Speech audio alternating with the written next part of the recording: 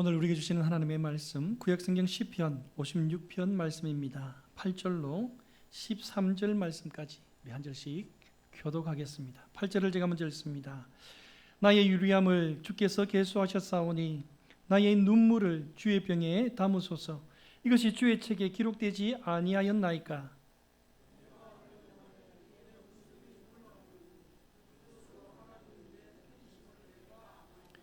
내가 하나님을 의지하여 그의 말씀을 찬송하며 여호와를 의지하여 그의 말씀을 찬송하리이다.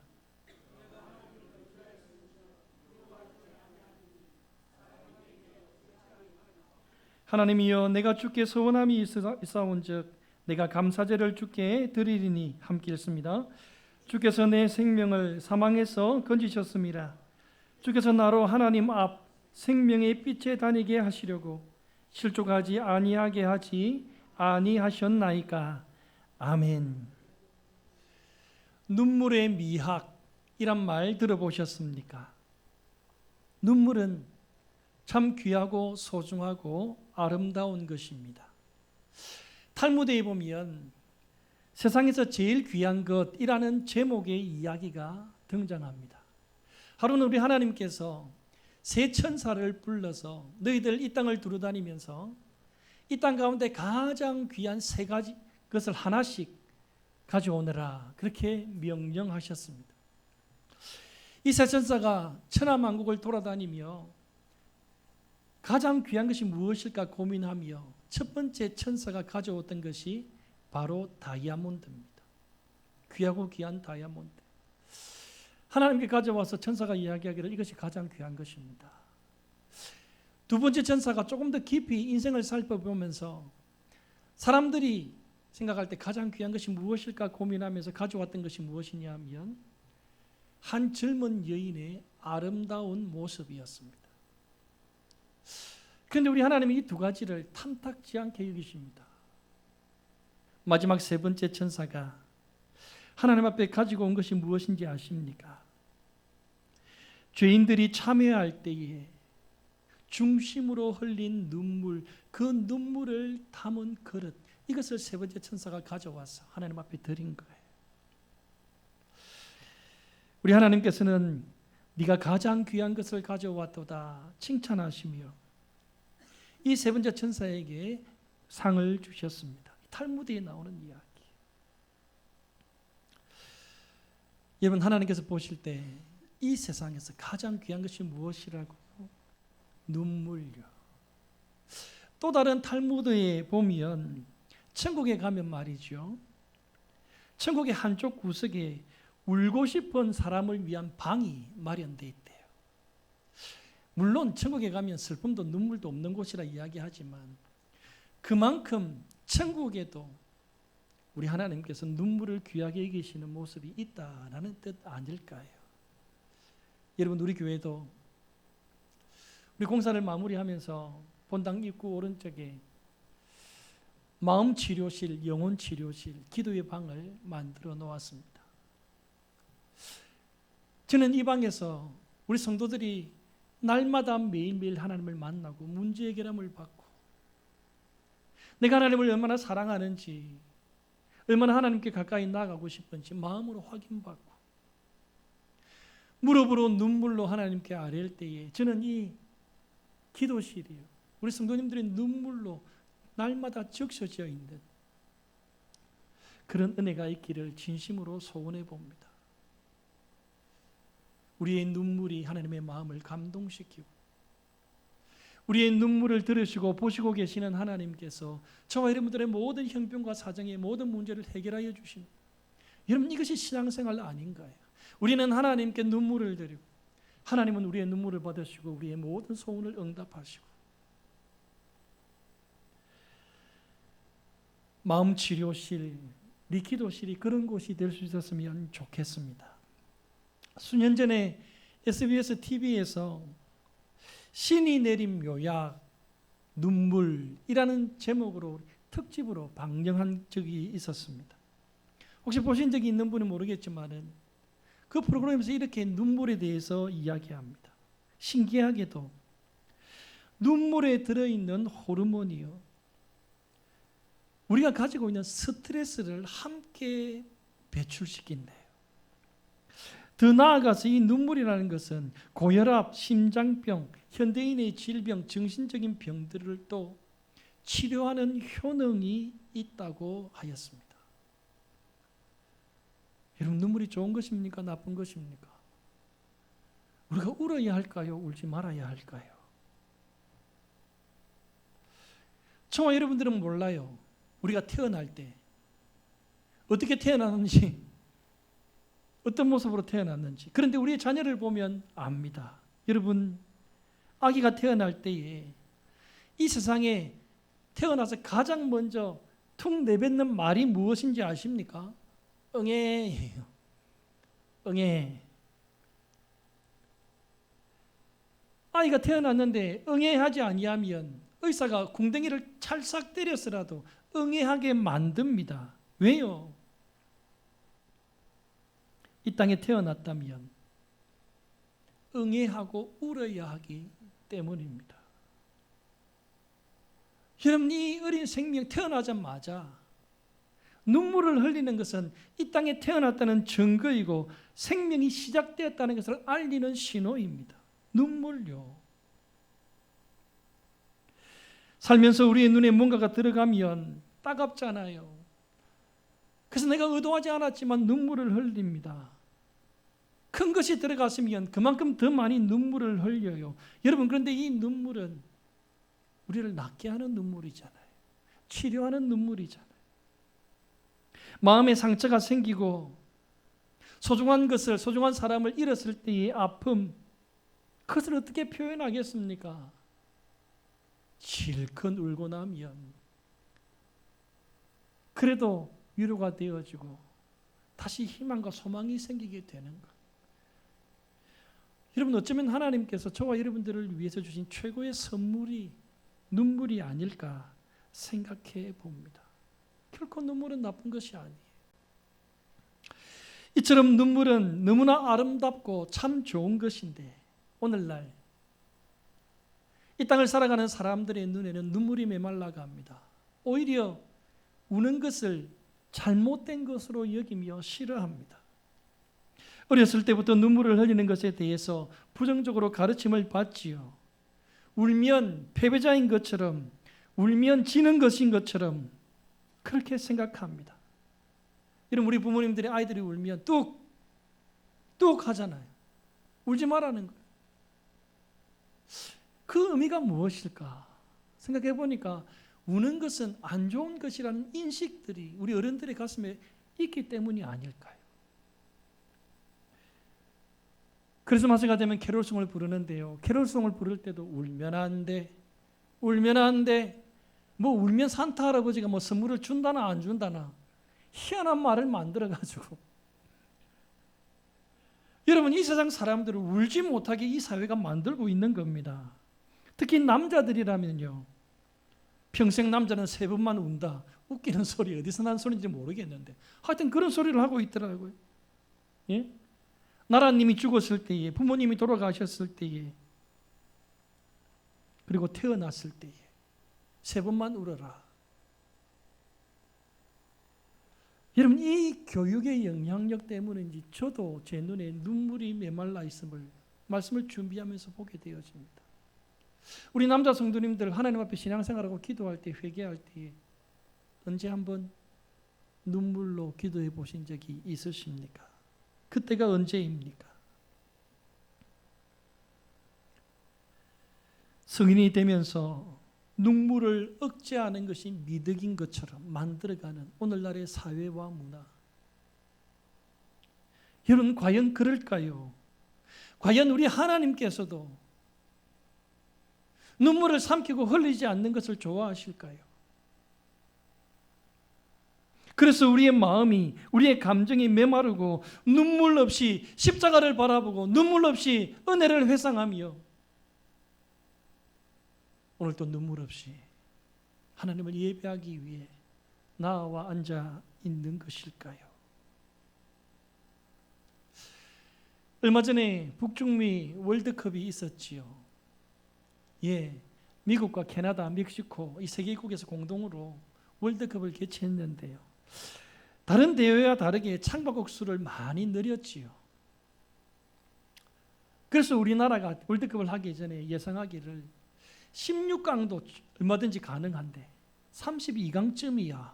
그렇게 하고 전부 다 예선전 3경기를 보았지요.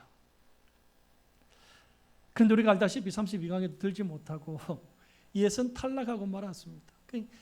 우리나라 마지막 경기를 하고 다른 나라 경기 어떻게 해서라도 좀 마지막 차를 타서 올라가 보려고 국민들이 기대했는데 우리가 원하는 나라가 지고 다른 나라가 이김으로써 32강이 떨어져 버렸어요. 온 나라가, 온 국민이 분노와 스트레스, 이루 말할 수 없을 만큼 일어났지 않습니까? 타깃이 된 홍명보 감독, 전 감독요. 당연히 감독으로서 책임을 지고 온 국민들의 마음에 좀 그래도 위안을 줄 알았는데 우리가 아는 것처럼 그분의 태도에 우리는 더 경악을 했지 않겠습니까? 얼굴을 빳빳이 쳐들고요. 전혀 미안한 내색을 하지 아니하고 두 눈을 부릅뜨고 정면을 바라보고 우리나라에 입국하는 그 모습이 TV에 비치더라고요. 안 그래도 열받는데 국민들이 더 분노하게 된 게 이것 때문이에요. 더 욕을 먹고. 여러분, 저는 홍명보 감독에게 개인적으로 감정이 없습니다. 그러나 그분의 태도와 그분의 얼굴과 눈빛에는 아쉬움이 많이 남아요. 여러분, 그래서 우리 탤런트 가운데 연세가 많으신 강부자 씨가 어떤 매체와 인터뷰하면서 이런 말을 했더라고요. 홍명보 감독을 향해서요. 울었으면 국민들이 용서해 주었을 텐데. 홍명보 씨가 미안하고 죄송했어. 그래도 감독이니까 책임을 지고 사죄하는 마음이 있어서 울었다면, 눈물을 흘렸다면 국민들이 용서해 주었을 텐데 저는 100% 공감합니다. 만약 눈물을 흘렸다면요, 진심으로 울었다면 누가 홍명보 씨를 향해서 손가락질할 수 있겠습니까? 분노할 수 있겠습니까? 여러분, 우리나라의 역사는 어떤 역사였을까요? 정의하자면 눈물의 역사였습니다. 눈물이 없으면 읽을 수 없었던 대서사시가 우리나라 역사 아니겠습니까? 일본의 식민지 아래서 나라를 빼앗긴 서름으로 온 나라가 천하를 눈물로 적셨던 나라예요. 6.25 전쟁으로 말미암아 남과 북으로 나뉘어졌을 때에 산천초목이 초토화되어져 가고 하루아침에 사랑하는 가족들과 떨어져가는 흩어진 아픔을 겪었지 않습니까? 그 한이, 그 정서가 있기 때문에 이산 가족들이 상봉할 때에 온 국민이 함께 울잖아요. 누가 이 사람을 아시나요? 노래가 나올 때마다 가슴을 적시고 함께 웁니다. 전쟁을 겪은 우리 민족은요, 보릿고개를 지내며 굶기를 밥 먹듯이 하고 풀뿌리, 나무 뿌리를 캐어 먹으면서 눈물로 부모된 우리가 나는 굶어도 되는데 자녀들이 굶는 것을 보지 못해서 단장의 미아리 고개라고 그 고개를 올라갔던 시절, 눈물 없이 어떻게 그때를 보냈겠습니까? 어린 나이에 시집 온 우리 부모님들요, 남편 얼굴도 한번 보지 못하고 부모님들에 의해서 결혼식을 하고 결혼식 하는 날 남편의 얼굴을 보니까 실망스럽고 절망스럽고 미래가 걱정되어지고, 저도 들었던 이야기지만 밤새도록 이불 보따리 안에 들어가서 엉엉대며 울었다고 합니다. 여러분, 이런 한들이, 아픔들이 눈물로 대변되어진 시대였다라는 거지요. 여러분, 이럴 때에 우리의 부모님들 세대가 마음껏 울부짖을 수 있었던 곳이 있었어요. 그것이 교회입니다. 그래서 곳곳마다 교회가 세워졌어요.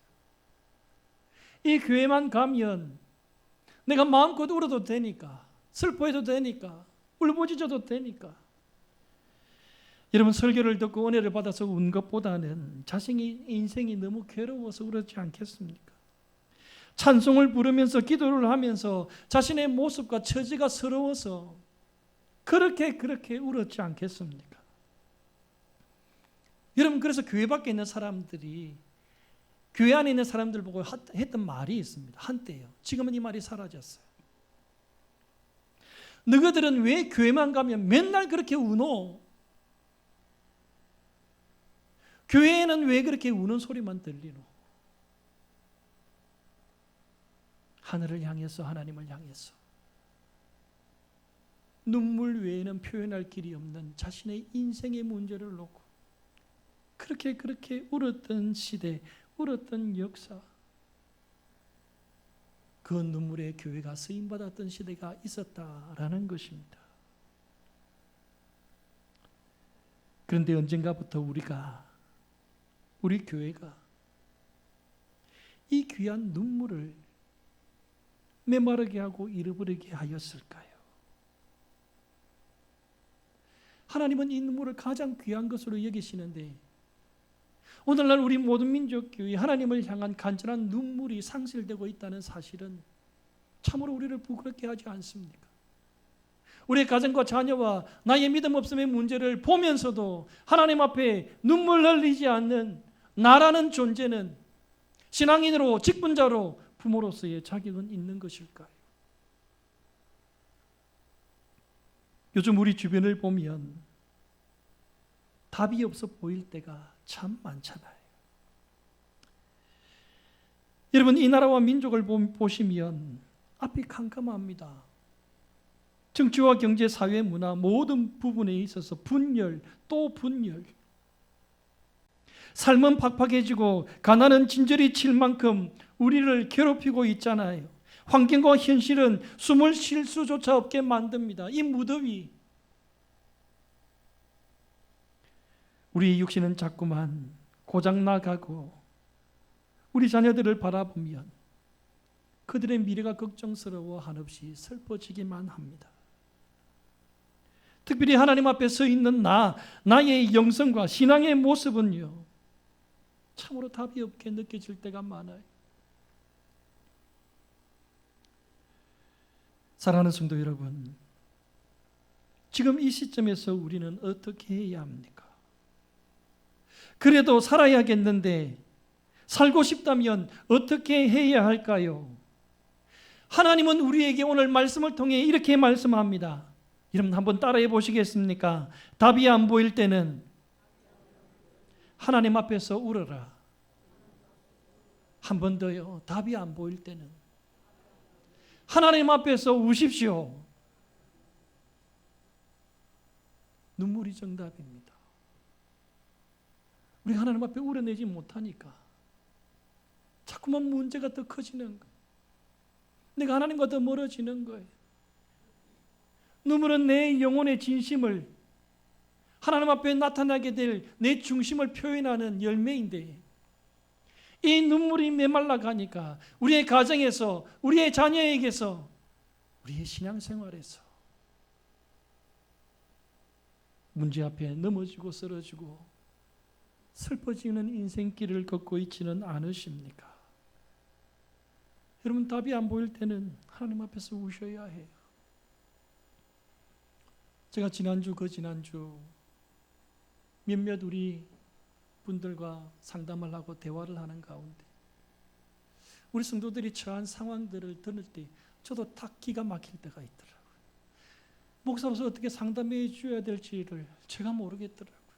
제가 웬만한 것은 제 말빨로 이겨내는데 무슨 말을, 무슨 위로를 해줘야 될지 모르겠더라고요. 여러분, 답이 없을 때는요, 그냥 하나님 앞에서 우시면 돼요. 하나님께서 그 눈물을 받으시고 그 눈물을 보시고 우리에게는 모든 문제를 해결해 주실 줄 믿습니다. 제가 이 눈물의 관점에서 성경을 보니까요, 성경의 모든 인물들이, 믿음의 사람들이, 그리고 사건과 사고가, 축복들이 눈물과 다 연관이 되어져 있더라고요. 여러분 한번 들어보시겠습니까? 살 길이 막막할 때는 하갈처럼 울어라. 우리의 앞길이 막히고 어떻게 해야 될지 모르겠을 때, 먹고 사는 문제 때문에 내일이 보이지 아니할 때, 그때는 누구처럼요? 하갈처럼 울어라. 여러분, 하갈이 누군지 아십니까? 창세기 21장에 등장하는 하갈은요, 믿음의 조상 아브라함의 원래 아내 사라가 있었죠. 그런데 아브라함도 그 약속의 하나님의 말씀을 전적으로 의지하지 못했을 때에, 물론 그 아내 사라가 부추겼어요. 내가 나이가 들어서 할머니가 되어가니까 너 젊은 여자 칭해서 너의 후손을 이어가라. 아브라함이 좋잖아요. 젊은 여자 첩으로 참으라니까. 그래서 종중에 하갈을 뽑아서 자기 첩으로 삼은 거예요. 그래서 아들을 낳았는데 아들이 이스마엘입니다. 여러분, 그런데 성경은 하나님께서 이 이스마엘을 약속의 후손으로, 믿음의 자녀로 인정치 않았잖아요. 그 얼마 후에 이삭이 태어납니다. 말하자면 배는 달라도 이스마엘은 형이고 이삭은 동생이에요. 그런데 이스마엘과 이삭이 자라나는 가운데 형인 이스마엘이 동생을 괴롭히거든요. 이것을 본 아브라함의 원래 부인 사라가 갑자기 시기 질투가 생겨서 아브라함에게 이 둘을 쫓아내라 라고 이야기합니다. 떡과 물 한 가죽 부대, 이것을 들쳐매고 아들 이스마엘과 함께 이 하갈이 브엘세바 광야로 나아갑니다. 여러분, 이 장면을 한번 생각해 보세요. 광야에 사람도 없고 살 수 있는 것이 아무것도 없는 광야에 떡과 물 한 가죽 부대 만들고 나아갑니다. 며칠을 걸었을까요? 떡도 떨어지고 물도 떨어져서 이제는 죽어야 합니다. 살 길이 없어요. 여러분, 그때 하갈이 어떻게 했는지 아십니까? 죽어가는 아들을 바라보며 소리 높여 통곡했다고 성경은 기록합니다. 하나님을 향해 살려달라고 눈물로 호소했다고 성경은 이야기합니다. 이 기도가 올려지자 하나님의 사자가 응답하기를, 하갈의 눈을 밝혀 샘을 발견하게 하고 이뿐만 아니라 약속을 주는데, 내가 네 아들 영원토록 함께하며 이스마엘에게 큰 민족을 이루게 할 것이다. 축복까지 하게 되어집니다. 여러분, 하갈은 아브라함의 믿음의 계보에 들지 못한 사람이에요. 첩입니다. 이스마엘은 서자입니다. 그럼에도 불구하고 하나님 앞에 울부짖어 기도했더니 하나님께서 은혜를 베푸시더라. 응답하시더라. 여러분, 하갈과 같은 사람도 하나님 앞에 눈물로 기도하니까 하나님께서 은혜를 주신다고 하셨는데 하물며 저와 여러분들이겠습니까? 여러분, 두 번째 한나의 이야기를 해보겠습니다. 자녀를 원하거나 자녀로 인해 속상할 때, 가정에 문제가 있을 때는 한나와 같이 울어라. 누구와 같이요? 한나와 같이. 한나는 원래 자녀를 잉태하지 못하는 사람이었죠. 그런데 한나가 하나님 앞에 눈물로 아뢰고 또 아뢰고 기도하고 또 기도하였더니 하나님의 마음에 감동이 있어 그 태의 문을 열어 아들을 허락하십니다. 그 아들이 누굽니까? 이스라엘 민족의 가장 위대한 지도자 사무엘이잖아요. 그 하나님 앞에 약속한 대로 젖을 떼기 전에 떼자마자 하나님 앞에 돌려드리며 그 소원을 이루어내었던 한나예요. 여러분, 결국 한나의 눈물이 한 나라의 위대한 지도자를 탄생하게 했고, 한나의 눈물이 원래 잉태지 못하는 사람이었지만 우리는 이것을 기적이라고 이야기하죠. 그 기적을 나타내게 하지 않았습니까? 사랑하는 성도 여러분, 특별히 부모된 우리에게는 한나와 같은 눈물이 필요합니다. 우리의 가정과 자녀를 위한 부모의 눈물, 하나님께서 왜 우리를 부모로 허락하셨을까? 자녀를 위해서 울으라고 해요. 자녀들을 위해서 눈물을 뿌려라고.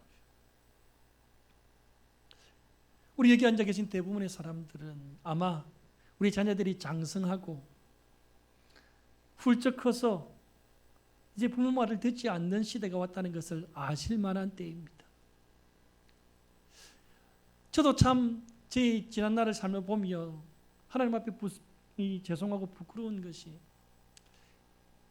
제가 부교육자 시절을 보내고 다른 사람의 신앙을 위해서 열심히 달려가는 동안 나름 성실했지만 우리 가정과 자녀들을 잘 돌보지 못했음이 하나님 앞에 좀 안타까울 때가 있어요. 좀 더 말씀으로 양육하고 지켜내고 사랑하고 철두철미하게 주일을 성수함과 예배함과 기도함과 하나님 앞에 드리는 봉헌에 있어서도 가르쳐야 되는데 물론 우리 자녀들이 지금 잘하고 있다고 저는 생각합니다만 더 잘 가르치지 못함에 대해서 하나님 앞에 부끄러움이 있다는 뜻입니다. 이제는 장성해서 하나님의 말씀으로 양육해야 될 시기를 때를 놓쳐버린 우리, 여러분, 우리의 자녀들의 앞길과 미래가 하나님께서 창창하게 열어주실 것이라고 확신하십니까? 저마다 신앙의 자녀를 양육해야 될 시점이 지나가 버리고 이제 와가지고 우리 자녀들을 바라보니까 한없이 답답하고 부끄럽고 아픈데 이제 와서 우리가 부모로서 어떻게 해야 하겠습니까? 그때는 울어야지요. 우는 것 말고 답이 있으십니까? 최소한 부모라 부름받아 놓고 세움받아 놓고 자녀를 위해서 이 상황, 이 지경, 이 모습을 만들어 놓고 울지도 아니한다면 하나님 앞에 섰을 때 직무유기로 고발당하지 않을까요? 그래서 우리 예수님께서 말씀하셨습니다. 내 자녀를 위해서 울어라. 여러분, 자녀가 있는 부모를 향해서 주신 말씀이에요. 부모는 울어야 합니다. 내 자녀를 사랑하는 것만큼 눈물을 쏟아 부어야 합니다. 어떻게 하면 좋은 학원에 보내고 좋은 학교에 보내고 직장을 얻게 하고 좋은 사람을 만나게 할까? 능력 있는 사람이 되게 할까? 이 땅 위에서 잘 먹고 잘 살게 할까? 세상의 부모들이 원하는 그런 바람과 소망이 우리에게도 있습니까? 달라야지요. 예수 믿고 구원받은 부모라면 달라야지요. 가정의 제사장이 되려면 눈물이 우리 자녀들의 앞길을 밝혀줌을 알고 우리 자녀를 위해서 울어야 아빠고 울어야 엄마지요. 이 세대가 얼마나 악해져 갑니까? 타락해져 갑니까? 여러분, 우리 자녀들이 신앙을 확신할 수 있습니까? 우리 자녀들의 미래가 하나님 앞에 있다고 확신할 수 있습니까? 오늘 밤에 하나님께서 우리 자녀를 데려가셔도 천국 갈 수 있다고 확신하십니까? 어디서 답을 찾겠습니까? 울어야지요. 하나님 앞에서 울어야 합니다. 은혜를 베풀어 주시기를, 하나님의 사랑이 우리 자녀들의 앞길에 함께 하기를, 한나처럼 울면 하나님께서 감동하셔서 사무엘과 같이 나라의 위대한 하나님의 사람으로 세워주실 줄 믿습니다. 여러분, 죄를 지어서 마음이 아프거나 사람 때문에 상처가 될 때는요, 다윗처럼 울어라. 누구처럼요? 다윗처럼. 다윗은 눈물의 사람이었어요. 그는 그의 눈물이 마를 날이 없을 것이라고 저는 생각합니다. 항상 성령의 감동이 있었고, 그래서 시와 찬미로 하나님을 찬양했고 감사했고 기도했고 원수를 주님 앞에 맡겼고, 그가 범죄하고 죄를 지었을 때도 밤낮으로 눈물로 침상을 적셨다.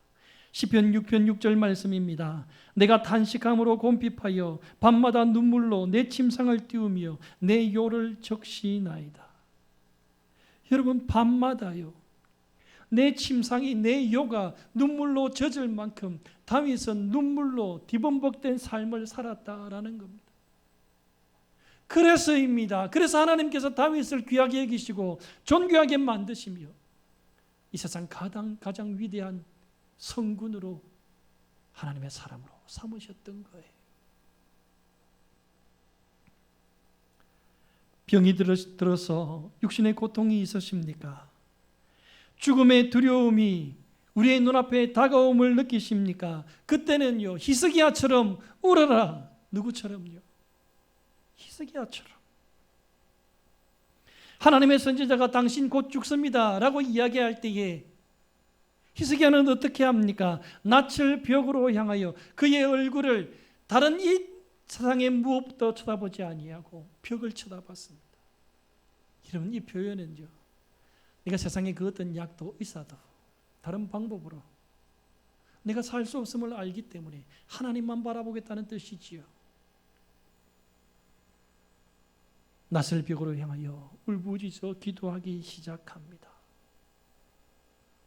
여러분, 그런데 하나님께서 너 죽는다라고 말한 지 얼마 지나지 않아 우리 하나님께서요 다시 선지자를 히스기야에게 보내시며 내 마음 바꿨다, 내 뜻 바꾸었다, 알려주어라. 그의 생명을 15년이나 연장시켜 주셨고 전쟁의 위기 앞에 있는 나라도 구원해 주셨습니다. 여러분, 이 이유를요 열왕기하 20장 4절 말씀에 이렇게 기록합니다. 내가 내 기도를 들었고 내 눈물을 보았노라. 여러분, 들었고 보았다라는 것은 어떤 의미입니까? 지금 하나님께서 히스기야가 낯을 벽으로 향하여 눈물로 울부짖어 기도하는 그 현장에 와 계시다는 겁니다. 하나님의 임재가 그 현장에 있었다는 거예요. 내가 네 기도하는 소리를 내가 들었다. 네가 흘리는 눈물을 내가 내 눈으로 보았다. 하나님께서 임재하시는 곳에 능력이 나타나고 기적이 나타나고 치료가 나타나는 겁니다. 사랑하는 성도 여러분, 히스기야처럼 우십시오. 내 육신의 연약함과 질병, 우리 성도들 한 분 한 분 보면요, 제가 듣기로 안 아픈 곳이 없어요. 어떤 분은 여기가 아프고 어떤 분은 저기가 아프고.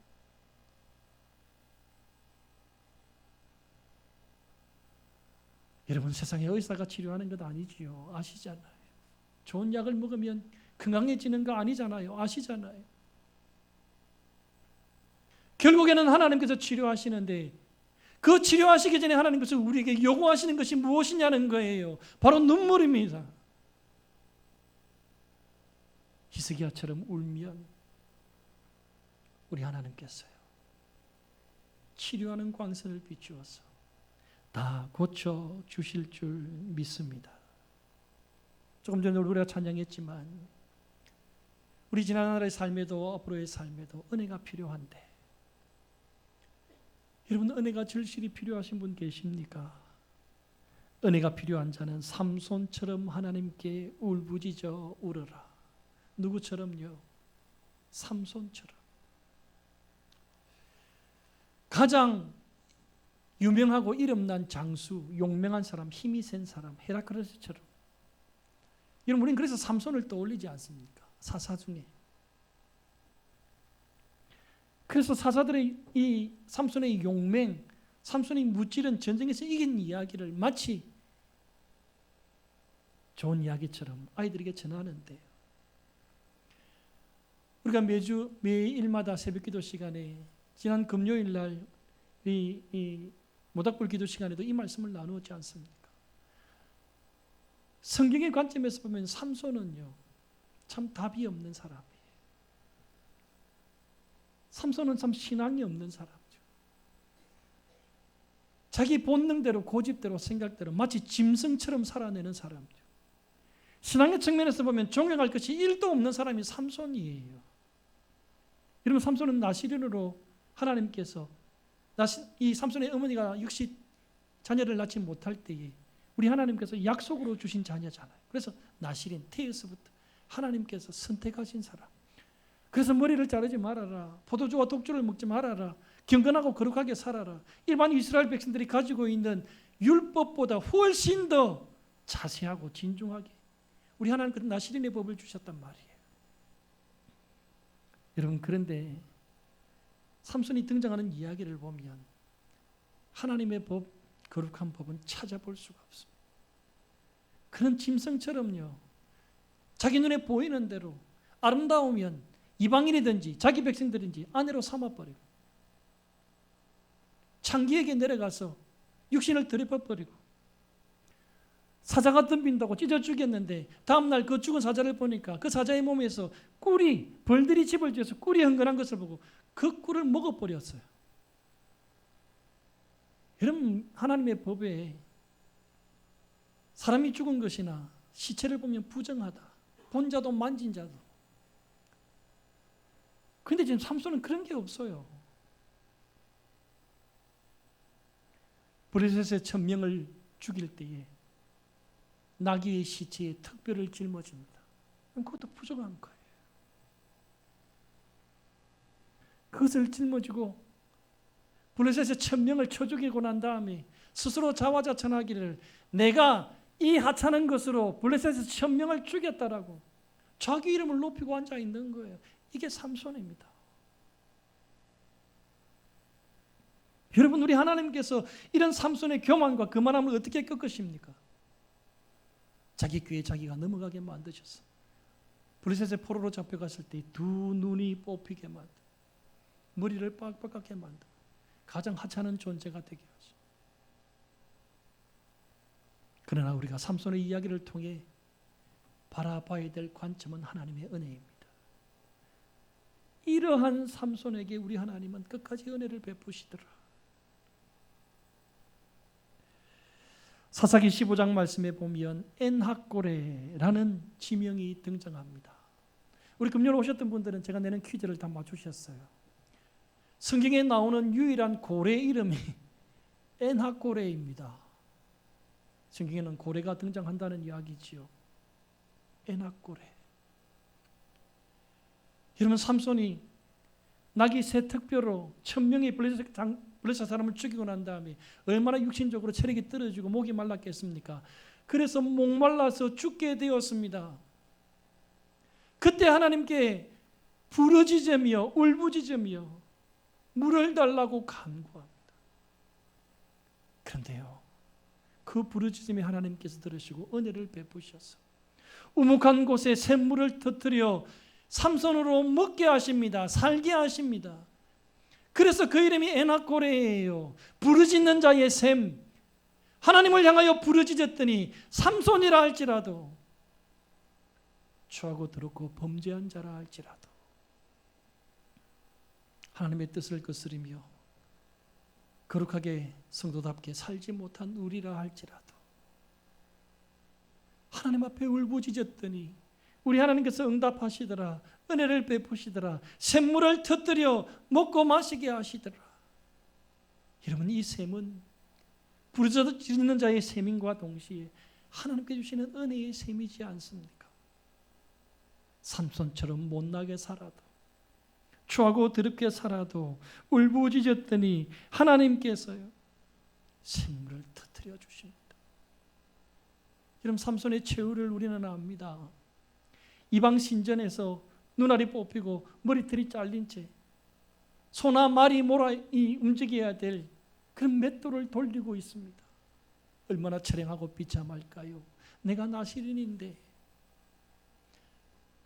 저는 그 기간이 가장 삼손이 하나님 앞에 가까이 있었던 기간이 아닌가 생각돼요. 왠 줄 아십니까? 그 비참한 순간에도 삼손의 머리가 자라나고 있었거든요. 하나님의 은혜가 항상 삼손과 함께하고 있었거든요. 마침내 머리가 길어지니까 또다시 하나님께서 힘을 주시고 능력을 주셔서 그 신전을 무너뜨리지 않습니까? 저 여러분들의 삶과 인생의 가정에 하나님의 은혜가 필요하다면 엔하꼬레 울부짖어 기도하십시오.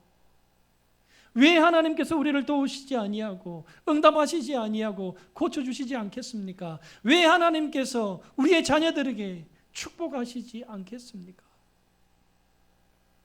하물며 우리 예수님께서도요, 눈물을 흘리시고 우셨다라고 성경은 기록합니다. 자신의 친구 나사로가 죽었을 때에 예루살렘 성이 멸망할 것을 바라보시며 마지막으로 겟세마네 동산에서 하나님의 뜻을 이루어 드리기 위해 피가 땀방울이 되도록 심한 통곡과 눈물을 흘리며 기도하셨다고 성경은 그렇게 이야기합니다. 여러분, 그래서 이 모습을 히브리서 5장 7절 말씀에는 이렇게 이야기합니다. 그는 육체에 계실 때에 자기를 죽음에서 능히 구원하실 이에게 심한 통곡과 눈물로 간구와 소원을 올렸고, 누가요? 예수님께서.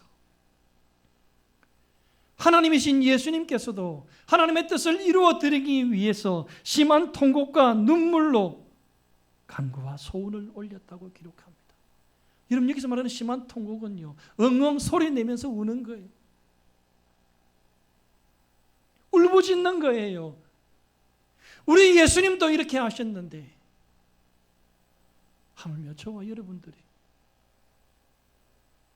나로 말미암아 하나님의 뜻이 이루어지기를 원할 때에 눈물 없이, 진심 없이 어떻게 하나님의 마음을 움직이며 감동을 드릴 수 있을까요?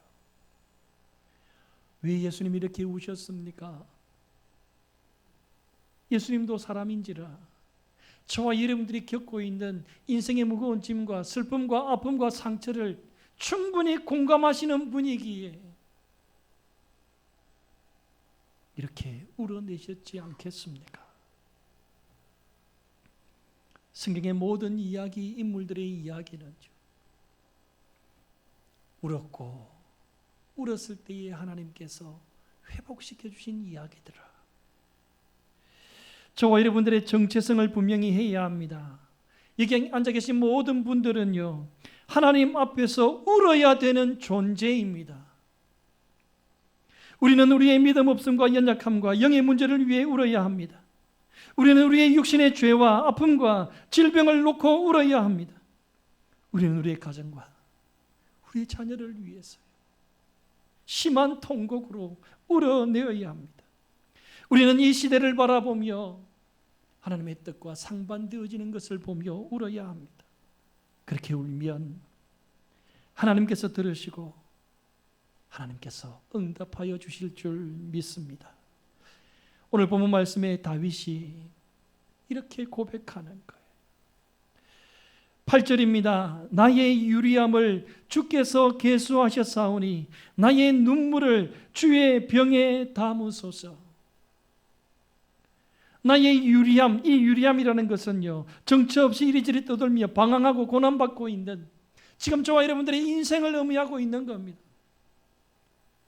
믿음의 사람이 하나님 앞에서 흘리는 이 눈물을 우리 하나님께서 헤아리고 계신데요, 계수하셨사오며, 우리가 몇 번 하나님 앞에 눈물을 흘리는지, 얼마나 그 눈물을 흘리는지, 그 눈물을 귀하게 여기신 우리 주님께서, 하나님께서 주의 병에 성도가 흘린 그 눈물을 담아내십니다. 주의 눈물병에. 울면 하나님께서 우리의 눈물을 눈물병에 담아 기억하십니다. 이 눈물은 하나님 보시기에 가장 귀한 것이며 우리의 마음이며 중심이며 진심의 열매이기 때문에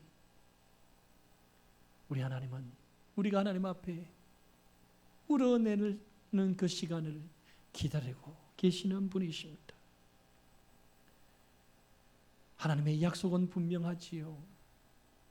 우리가 하나님 앞에서 울면 하나님이 그냥 계실까요? 가만히 계실까요? 축복의 말씀을 들으십시오. 시편 126편 5절입니다. 눈물을 흘리며 씨를 뿌리는 자는 기쁨으로 거두리로다.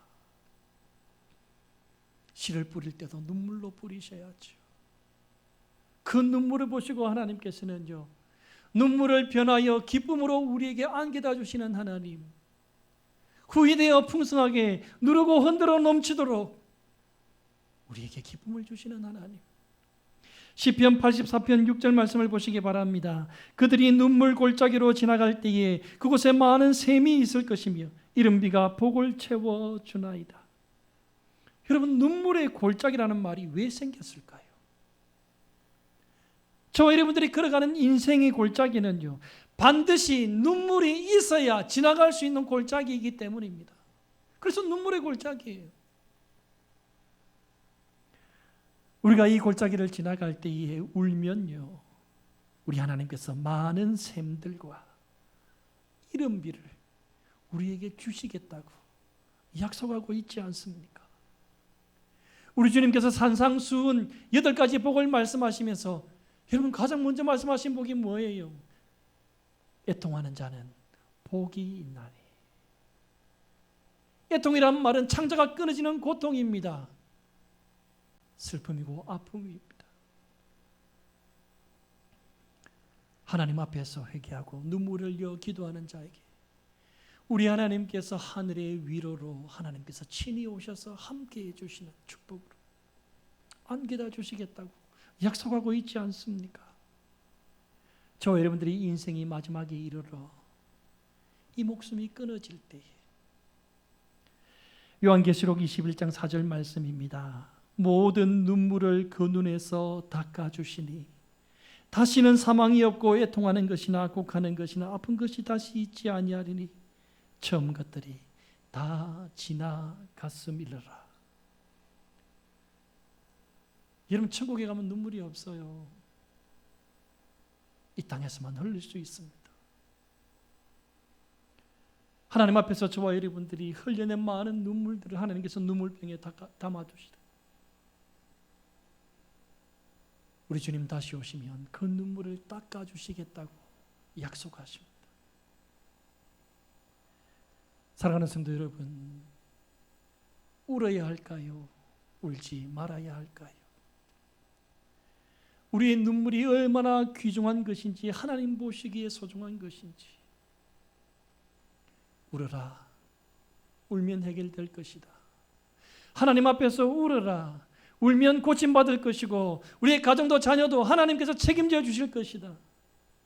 답이 없을 때는 무조건 울어라. 여기저기 세상을 향해 사람을 향해 찾아다니지 말고 권력과 의학에 귀 기울이지 말고 하나님 앞에서 울어라. 오늘 이 설교를 통하여 메마른 우리의 심령에 하나님을 향한 하나님 앞에서 흘리는 눈물이 회복되셔서 기쁨으로 평안으로 많은 샘들이 터져나오며 이른 비가 내려지는 믿음의 조상들이 받아 누렸던 수많은 은혜와 축복들을 받아 누리시게 되어지는 눈물의 사람, 축복의 사람, 은혜의 사람이 되시기를 주 예수 그리스도 이름으로 축원합니다. 기도하겠습니다.